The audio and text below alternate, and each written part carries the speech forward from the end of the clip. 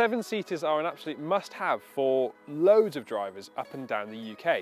Now, of course, they bring that 7-seater versatility that people with larger families or larger groups of people need, but they also bring the spaciousness and large boots that are there to cater for big runs to the tip, or even just trips to the airport where you require loads of space for luggage and other goods. Now today we're going to be looking at 3 different types of 7-seaters. We've got the Land Rover Discovery, the Volvo XC90 and the Hyundai Santa Fe, which all operate at different areas of the market. But what do they offer and what can they bring to the table that is different between each one? Against the more traditional designs of the Volvo and the Land Rover, the Hyundai's look is far more futuristic, but I quite like that. The front grille is really intricate and either side you've got headlights which give it a really strong face. Around the back things are a little bit more straightforward, but I like that you get some silver accents that help brighten up this car, particularly this one in its dark silver colour. The Volvo's exterior design continues to have that kind of classless appeal that ensures that it looks in place wherever it goes, be that on the school run, parking outside a nice restaurant, or driving through the middle of town.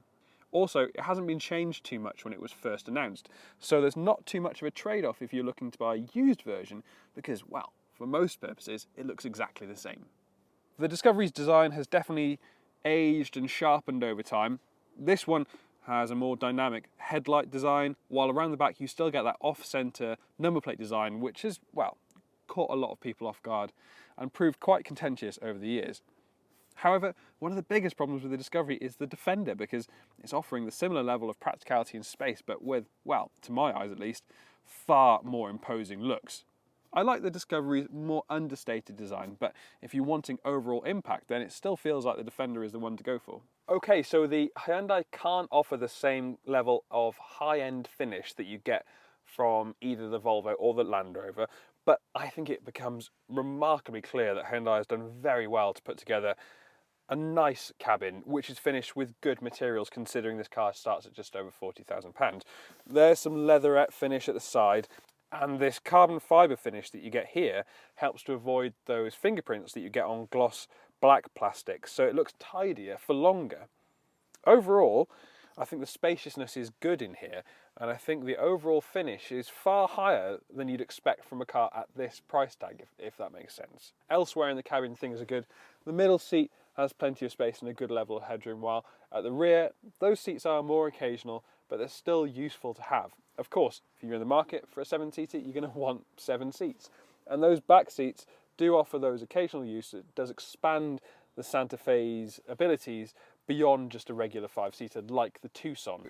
With all of the seats in place, you've still got a reasonable amount of room here, and I'd say you could get 2 or 3 soft bags, or at least a decent amount of shopping back there. But expand that further to 571 litres by lowering these rear seats down, and that means you've got a very generous boot space, and one that will suit most families.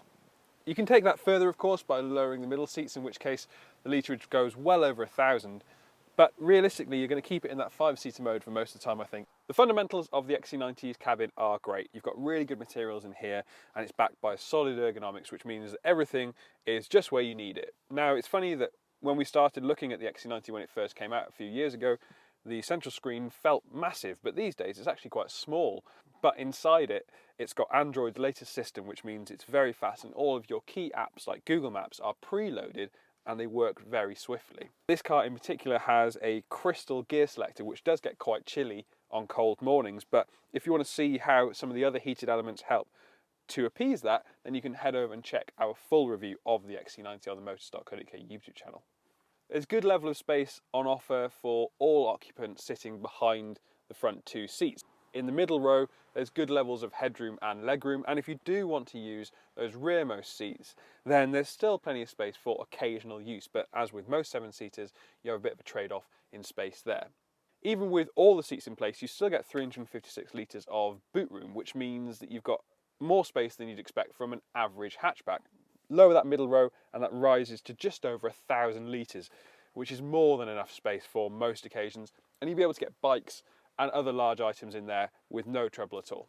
The interior of the Discovery blends those rugged materials that you want from a chunky off-roader with some nice luxurious finishes. So for instance, we've got some leather on the steering wheel, and we've got this nice textured finish up on the side too, but we've got robust controls that you can use with gloves when it gets chilly. Space for the middle seat passenger is excellent, and actually there's loads of legroom back there. And the rearmost chairs offer a decent amount of space, though it is slightly compromised and could be described as more occasional. I'd say that the seating mechanism for lowering and raising the seats isn't quite as intuitive as that in the XC90 too.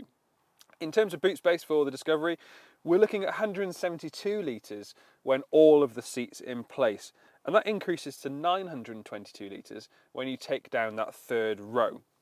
Take down the middle row and give it into its maximum setting, and you get 1,997 litres of storage, which is almost van-like. You're not going to find many bigger boots in this segment. The Hyundai Santa Fe might be a more value-orientated proposition, but that doesn't mean it feels bargain basement from the driving seat. In fact, I actually really like the way the Santa Fe drives. The 1.6 litre hybrid engine that we've got in this car is more than flexible enough for daily driving, and with efficiency of around 44 mpg, I'd say it's pretty much on the money when it comes to fuel economy too. The only thing that lets the side down is a slightly noisy powertrain transmission setup, so that when you step on the gas, you get on and you get quite a lot of noise generated from the engine and gearbox. But if you'd like to find out more about this car, then you can head on over to the Motors.co.uk YouTube channel, where we've got a full review of it. Against something like the XC90, of course, it's not quite as opulent, but I'd say the refinement is good, and even though we've got a tiny bit of road noise and some of the rainwater you can hear splashing up under the wheel arches, I'd say it's more than quiet enough for families to stay comfortable on long distance journeys. And actually, the slightly heavy steering that we get in this car makes it all feel quite planted and very reassuring underneath you. The XC90 has been one of my favourites in the 7-seater range for a little while now, and the reason being is that the driving experience is so approachable and really user-friendly. Now, the car that we're driving today is the full-fat plug-in hybrid version, which brings around about 450 brake horsepower and a 0 to 60 mile an hour time of just over 5 seconds, which is quite quick for a car of this size. But elsewhere, the fundamentals are good. Having said that, I explain in our full video, which you can go over and check out on the Motors.co.uk YouTube channel right now, that this plug-in hybrid version is great if you're doing shorter journeys or if you're doing trips to school or smaller commutes. But if you're sitting on the motorway for long periods of time when you're going to zap through that electric range quite quickly, then you might be better suited to one of the mild hybrid versions, or indeed one of the older diesel versions, which you can now get on the used market. The Discovery offers the high, upright, premium driving experience that you'd expect from a large 7-seater SUV. This one, with the 3-litre turbocharged diesel engine, feels like an absolute peach of the range, because it shows that traditional diesels still have a place, and their place is very much firmly in large SUVs like this one. Why?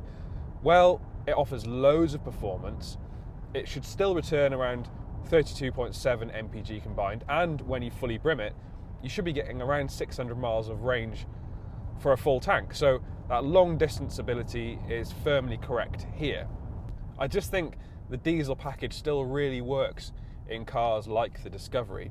But if you'd like to find out more, then you can check out our full review on the Motors.co.uk website right now. Each one of these cars brings something very different to the 7-seater game. I've been particularly impressed by the Hyundai actually, and I think out of the three, it offers the most value for money, but without forsaking overall quality or versatility actually. The Volvo continues to be a favourite. It's really comfortable inside, and its interior is cleverly packaged, while the tech on board is great too. And finally, we have the Discovery, which, apart from the slightly head-scratching electrical seat setup, has that opulent feel you'd expect from a car like this. In fact, whichever car you opt for here, they're all going to make for an excellent 7-seater. And certainly, whichever family gets to pick any of these cars is in for a treat. But which would you pick? Would you go for the Discovery, the XC90, or the Santa Fe on the end? Let us know in the comments section below. Thank you for watching this video too. And remember to subscribe to the Motors.co.uk YouTube channel and hit the bell icon so you're notified every time we upload a new review.